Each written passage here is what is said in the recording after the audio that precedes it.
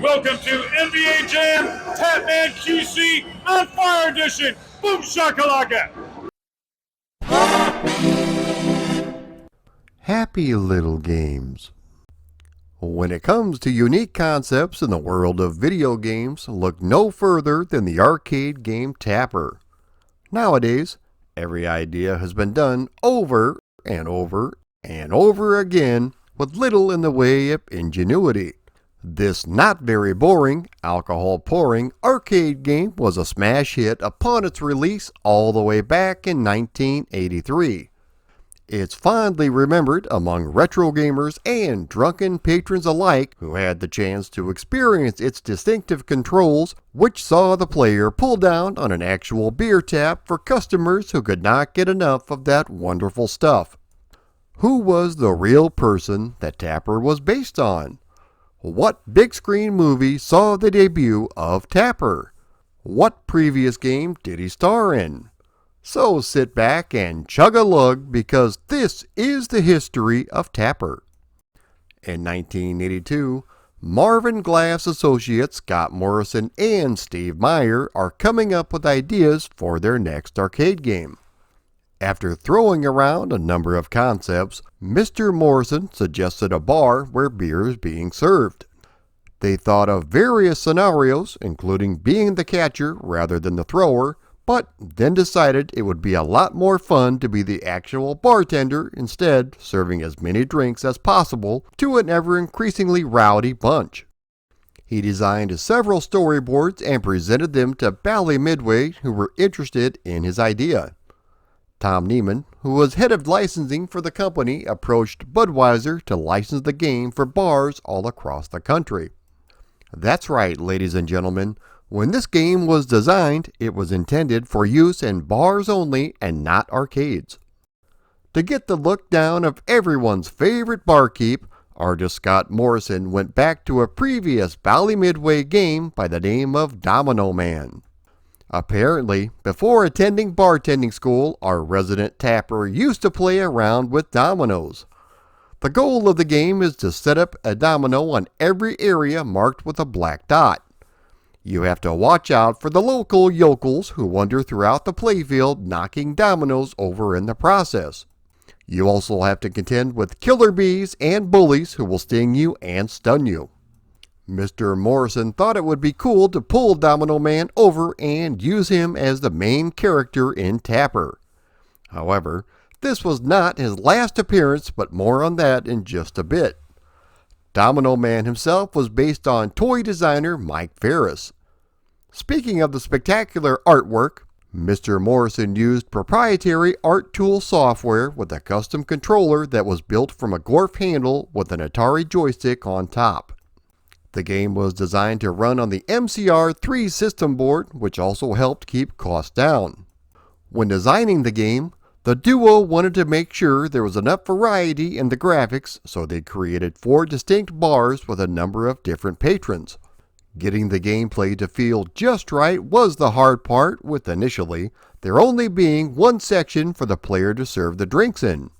Slowly but surely, they tightened up the gameplay and, at that point, started adding different locales as well as all the wacky customers.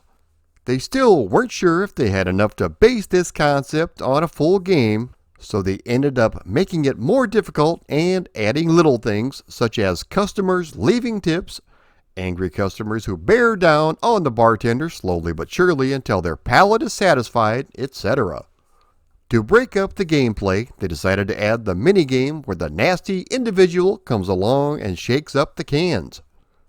Employees were coming around on their lunch breaks to play the game, so the duo knew they had a hit on their hands.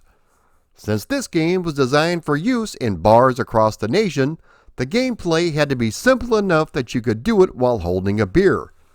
To achieve this, Bally Midway used their model shop, which created a prototype version of an actual Budweiser beer tap handle, which had a nice spring to them, allowing you to serve 2 or 3 beers in rapid succession. This was changed to the final version, which included smaller plastic beer taps with the Budweiser logo on them. Something else that people fondly remember when playing the game is the music, which included Oh Susanna, Buffalo Girls, the can, and yes, even the Budweiser theme. This bud's for you, for all you do. The king of beers is coming through. Yeah, just for you, that distinctively clean, crisp taste that says Budweiser. For all you do. This Bud's for you. One feature that did not make it into the final game was the inclusion of sound effects where the customers would burp after drinking a beer. The company was approached by Texas Instruments with a new audio chip that allowed for digitized sounds. The duo went into a room with beer and pop, yes pop, not soda, and spent a few hours just burping into a microphone. Although they thought it was funny, it became gross and rather irritating pretty quickly. In addition to those unique controls was the actual cabinet itself. At the bottom was a brass rail footrest, and on each side, drink holders for your favorite alcohol beverage. When the game was released into bars and eventually arcades, it was a huge success. However, Bally Midway came under fire when it was discovered that Tapper was being played at regular arcades and not just bars, meaning minors had access to the game. To get around this, they released Root Beer Tapper with all references to alcohol being stripped away, including the Budweiser license, and replacing it with standard root beer. Instead of a bartender, Tapper now resembles more of a soda jerk from the 1930s. The Budweiser music that played during the bonus stage was also changed. The tried and true gameplay remains identical though. Over in Japan, a third version was found with the Suntory branding, which was a popular beer at the time.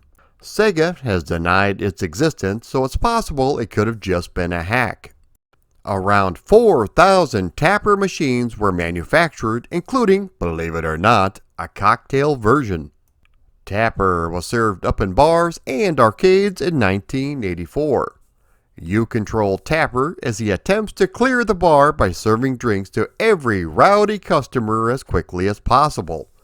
You have a joystick which will guide Tapper throughout the bar, pressing up and down, which will instantly transport him between sections. You can also move left and right in order to run up to grab tips or empty glasses. The customers will inch their way down the bar closer and closer to our mustachioed bartender, which acts as sort of a time limit. To serve those refreshing drinks, you have to hold the tap down fully until the entire glass is full. Upon releasing the tap, it sends the mug sailing down the bar. Once the patron gets the mug, they are pushed back just a bit. If they are pushed back far enough, they will exit the bar. If he is not pushed back all the way, he will drink the beer and slide the empty glass back down the bar. It is your job as Tapper to not only dispense those frothy pints, but also retrieve the empty mugs as well. If a mug falls off the bar, you lose a life. If you happen to serve a beer and someone isn't there, which results in a falling glass, you will lose a life. Certain customers will also leave tips which you can run down to grab for a big point bonus. Upon doing so, dancers will appear in the back, which is a nice change of pace, but it distracts some of the customers who will not grab any drinks if they are busy looking at the hooches. As I mentioned, the customers will continually inch towards Tapper in an attempt to speed up the drinking process. If they manage to get all the way to the end of the bar where Tapper is at, they will grab him and throw him down the bar and you will lose a life. After each round, Tapper will celebrate by drinking a pint and tossing the glass with varying degrees of success. The enemies will get more and more aggressive, but the difficulty has been fine-tuned. You should be able to clear the first few boards with no problem, but once you reach the third and fourth bars, it becomes really crazy. In between each bar is a bonus round. A sneaky son of a gun has broken into the bar and has decided to randomly shake up 5 of the 6 cans. These are all random, but you have to carefully watch which one he hasn't touched. The cans will shift around until finally coming to a stop. You have to guess which can he didn't shake up, which will earn you 3,000 points, and a little "This Bud's for You" jingle will play. Not only do the bars change, but the drunken patrons will change as well. The first bar is the cowboy bar, and you'll see a number of varmints who are just itching for a fight.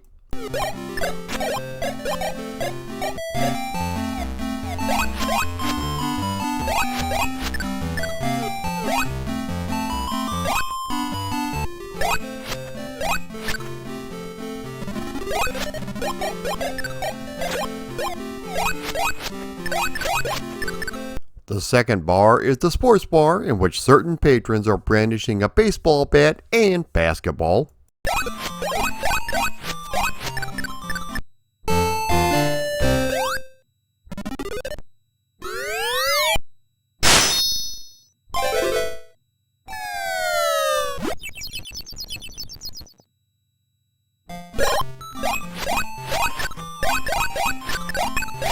The third bar is the punk bar with your typical 1980s punk rockers.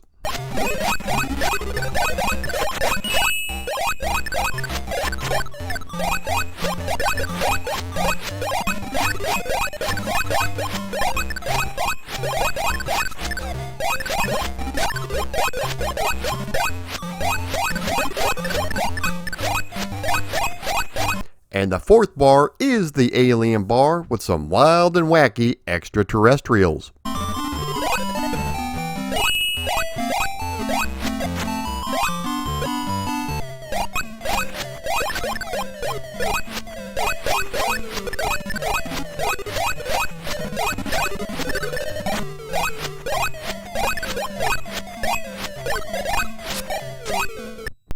The game is comprised of 13 sections. At that point, it will loop, only at a harder difficulty.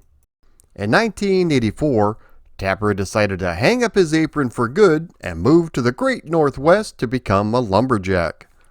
Timber sees our hero assume the role of a lumberjack, chopping down a number of trees that will pop up from the ground. The game uses a dual stick method with one controller for the player's movements and the other for the left and right swings with the axe. This game did feature 2-player simultaneous play, but it just wasn't very popular. It came and went in my arcade like a fart in the wind. Tapper made his big screen debut when he appeared in the movie Wreck-It Ralph. Ralph is seen drinking at Tapper's bar alongside other video game icons such as Ryu from Street Fighter, as well as the chef from Burger Time. Tapper also appeared in the less than stellar follow-up Wreck-It Ralph 2, Ralph Breaks the Internet. The world of Tapper would lay dormant for around 20 years when a new version would finally be released for the iOS. The game was developed by Square One Studios and was released in 2011. Once again, you are a beer-pushing bartender who has to serve up as many drinks as possible to an ever-increasing group of rowdy individuals. Similar to the first game, the customers will inch toward you until their palate is cleansed. You have to clear all the customers out of the bar to proceed to the next level. The graphics have been redone and they look really good, however I miss the fantastic pixel art of the original. There are still ways to play this game, so Google it if you want to check it out. After these messages, we'll be right back. Well, have you ever done the video of the bar? I cowboy out of the Mexico soda, huh? Introducing Tapper, Valley Midway's Arcade Smash. Hey, what are you? Where am I? With a bunch of dogs. I'm so lonely out 2 or 1 beer. You got damn shit. What is that down? Now an incredibly fast home game. No, it is weird. I'm a one behind bar. No offense. I did that nice close my side back to it. Nice for it. I did. Sorry, here's our dial. We gotta go. Oh, believe my space south, sort of him, so earth, up right it. No one down, no one earth, come you off. And hey, it's the hand. Oh my gosh, you're going to go. Tapper, now for all these home systems, it could be the fastest gift horror. Giving them that third of the wall, get home. Or anywhere. The game was released for a wide number of systems, all the way from the humble Atari 2600 on up. Typically, I don't show hacks or modified versions, but I had to make a special point to show off this really cool Simpsons hack. The Budweiser mugs now say Duff, and Tapper has been replaced with Moe the bartender. Lenny, Carl, Barney, Homer, Dr. Hibbard, Chief Wiggum, and even Kang and Kodos are present. Very cool indeed. Any fan of my channel will know I am a huge fan of the Amiga. The computer received a number of fantastic games and arcade conversions, but for whatever reason, some of them never made it to the system.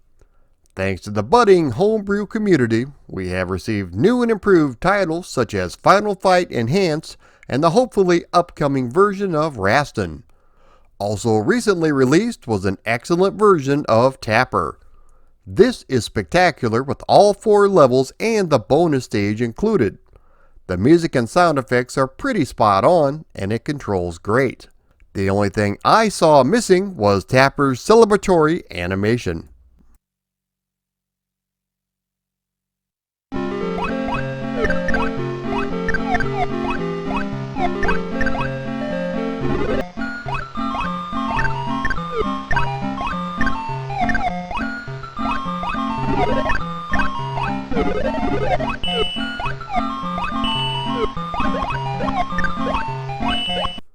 When looking at the conversions, we might as well go ahead and start with the Atari 2600. While this port doesn't look that great in still shots, the playability is top notch. Everything is recognizable with lots of color and detail on the screen. Tapper will whisk from bar to bar with the greatest of ease, but unlike the arcade game, he can only serve 2 beers at a time. Also, there are no tips. Everything else is present though, including all 4 bars. Instead of the not-so-kid-friendly Budweiser or even root beer, Mountain Dew has stepped in and offered their sponsorship. This is a great conversion for everyone's favorite wood-grained machine.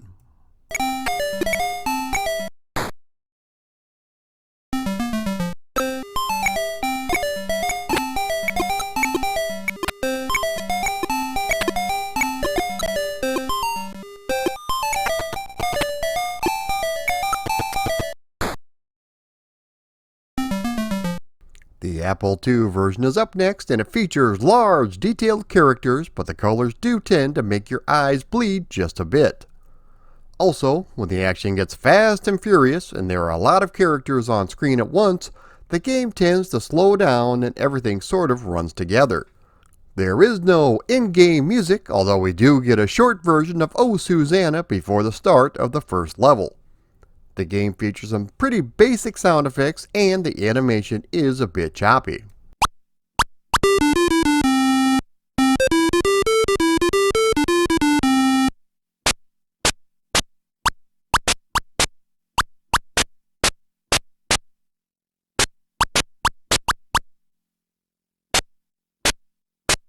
When it comes to the Queef Awards of 2024, the Spectrum version of Tapper is definitely a contender. The game attempts to belt out the arcade's tunes, and I use the word attempt very loosely. The audio sounds like a 113-year-old Siamese cat heading towards the white light. I've heard some bad audio before, but this just might take the cake. The graphics are usually instantly recognizable, but due to their monochromatic nature, they do blend together when there are multiple characters right next to each other. Also, it features some pretty slow gameplay, but one positive is that it controls fairly well. One other thing of note is that certain home computer versions use the Pepsi license on the bonus stage instead of Mountain Dew. Also, similar to other versions is that you only have to press the fire button once to pour a beer instead of holding it to fill the mug.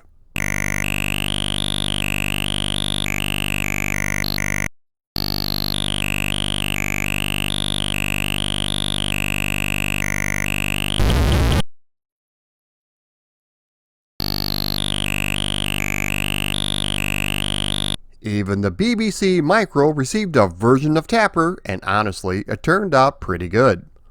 The gameplay is fast and furious. The graphics are easily recognizable, although the colors are slightly fugly. They get even more fuglier on the second level, so be warned. The music is not too shabby, with a good rendition of the arcade's tunes. Tapper moves along at a brisk pace with nice, tight controls. One thing of note is that Tapper's celebratory animation sees him do a dance like Tony Manero from Saturday Night Fever.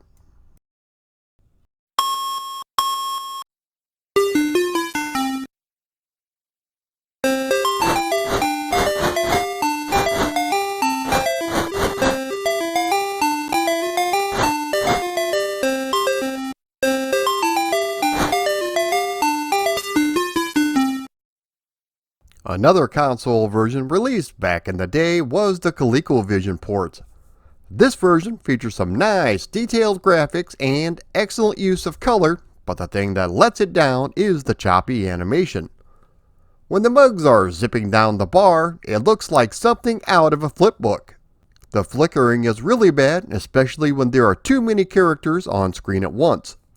The sound effects and music are really good, although it only includes 3 of the 4 bars with the punk bar MIA.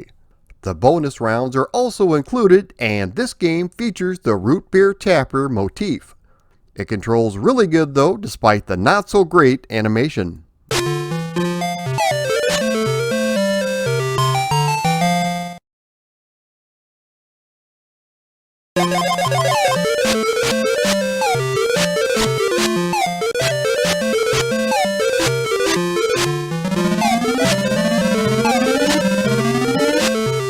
The Atari 800 port turned out rather well. The game features some large, detailed sprites and extremely fast gameplay. With that fast gameplay also comes some fairly smooth animation. The arcade's jingles sound really good and the controls are nice and tight. I was pleasantly surprised with this title.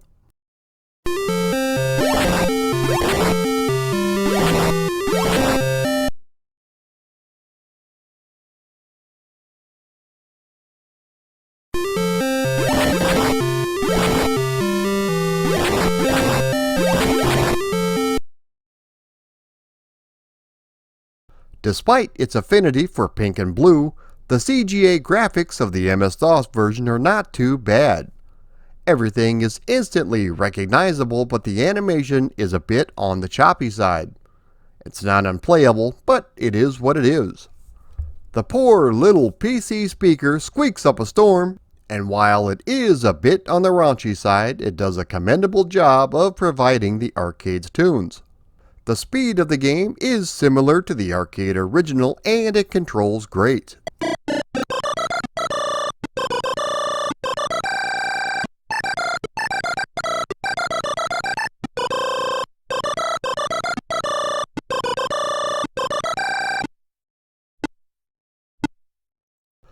The Commodore 64 version is up next, and this was the version I played the most as a kid.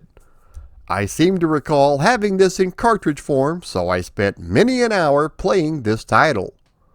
The sprites are extremely large, especially when compared to the arcade game. The colors are also a bit washed out, with some of the patrons looking like they had bad plastic surgery. The speed of the gameplay feels just a bit off, and so does the music. The SID chip is definitely not being put through its paces, but it gets the job done. Control-wise, it's not bad, but it's absolutely not one of the better versions on this list.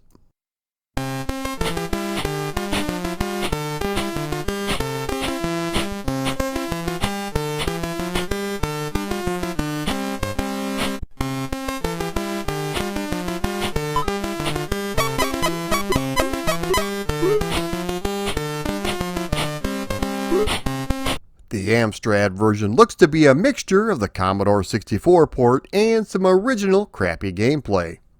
The sprites are large and detailed with decent animation, but the gameplay is a bit on the slow side. The game uses excellent color, and it even has decent music while you play. The gameplay, on the other hand, is a bit cumbersome when it actually comes to filling the mugs.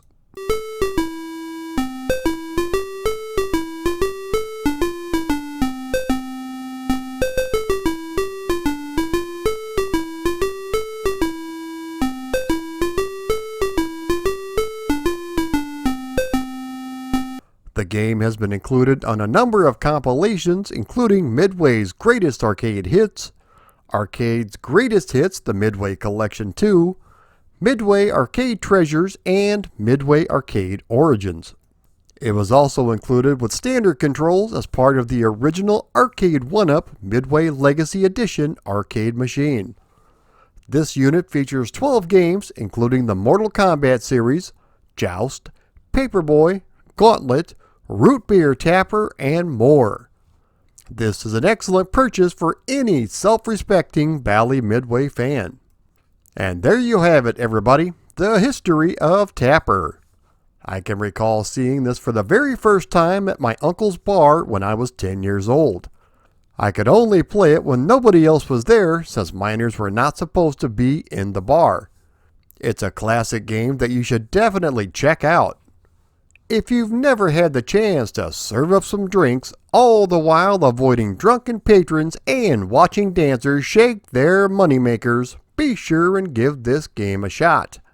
You'll be glad you did. If you like this video, be sure to like, comment, share, and subscribe. Also, if you would like to support me on Patreon, please click the link below.